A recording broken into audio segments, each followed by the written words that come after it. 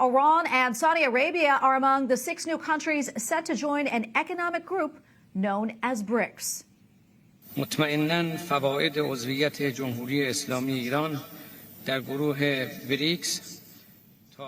Iran's president celebrated the decision, saying that joining the bloc will, quote, make history. He also hailed the group's attempts to replace the U.S. dollar as trading currency. BRICS was established back in 2009 and currently consists of Brazil, Russia, India, China, and South Africa. And joining us now to talk more about this is Joel Griffith, research fellow at the Heritage Foundation. Joel, always great to have you on. First off, for those who may not be familiar, quickly tell us more about the bloc known as BRICS and why it was formed. What's the goal? Well, the goal is to be a counterweight to the United States and to our Western trading partners. And this is a very large group. Now, the number of countries, of course, is small, but they represent nearly half of the world's population. And if you look at the gross domestic product of those member countries, about $1 in $3 of global output is actually created in those countries, which means that altogether, that's an economy bigger than the United States. So why this is important to us is because if they actually decide to start doing their trade in currency other than the U.S. dollar, well, that could actually add to the inflationary pressures that we're already experiencing here at home. Yeah, Joel, and as you know, I mean, India and the UAE recently signed an agreement to trade in local currencies. Why the switch there? And do you think we'll see more of that? And then again, if so, you know, what impact could this have on the U.S. dollar? Well, for many decades now, the United States dollar has been the currency of choice for international trade.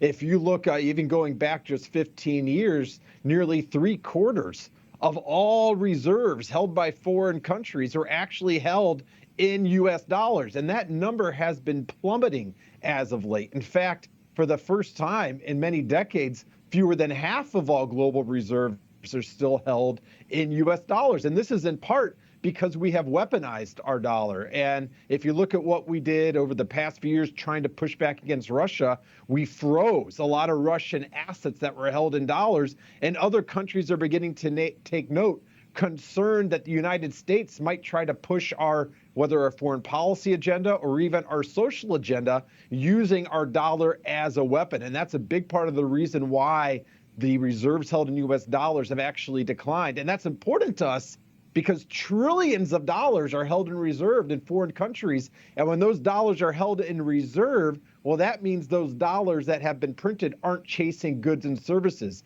If these foreign countries begin to release those reserves, well, that's going to be more upward price pressure, something that we're all struggling with right now. Yeah, very, very concerning. You know, something else I want to touch on, as we mentioned, there are 6 new countries that are set to join BRICS come 2024, and a number of them are Middle Eastern countries, including Saudi Arabia, the United Arab Emirates, and Iran. Those are some of the top oil producers in the world, not to mention Russia is already in BRICS. That said, what type of impact could this alliance have on the global energy market? Well, these are very important energy producers. I mentioned, of course, Saudi Arabia and Russia. We see a lot of these countries over the past few years that are into oil production. They've had to circumvent United States attempted sanctions on Russia. And Russia's found other ways to actually derive that energy. And China is concerned as well. China's actually a net energy importer, and China is concerned about also future ramifications of having to trade oil in U.S. dollars. And so that's what we see right now. We see countries like Saudi Arabia teaming up with other oil producers, trying to make sure that other countries that are hostile to our interests have a way to obtain their energy resources should the United States attempt to impose sanctions. Joel, almost out of time, but I want to pivot here directly in the United States. Earlier today, in meetings in Jackson Hole, Wyoming, Fed Chair Jerome Powell said that interest rates may need to rise even more if the U.S. economy is going to be strengthened. I want to get your take on this. Break this down for us and what this means for us as consumers. Well, Chair of the Federal Reserve, Jerome Powell, today once again refused to acknowledge that it's his own Federal Reserve that has actually created the inflation that we're experiencing. The Fed chair talked about housing prices and failed to acknowledge that part of the reason housing prices have risen is because the Fed printed nearly $2 trillion just to purchase mortgage-backed securities, which drove up home prices.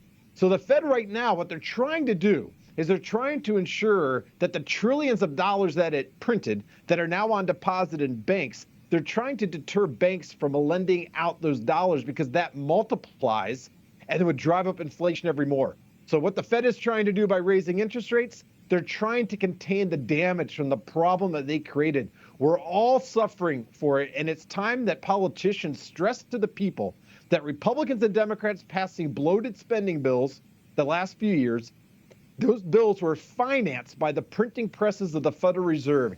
And that is why families are experiencing the worst economic misery of the past 50 years. Well, Joe, we are going to leave it right there. Always great to get your insights. Always appreciate it. Thank you so much. Thank you, Tracy.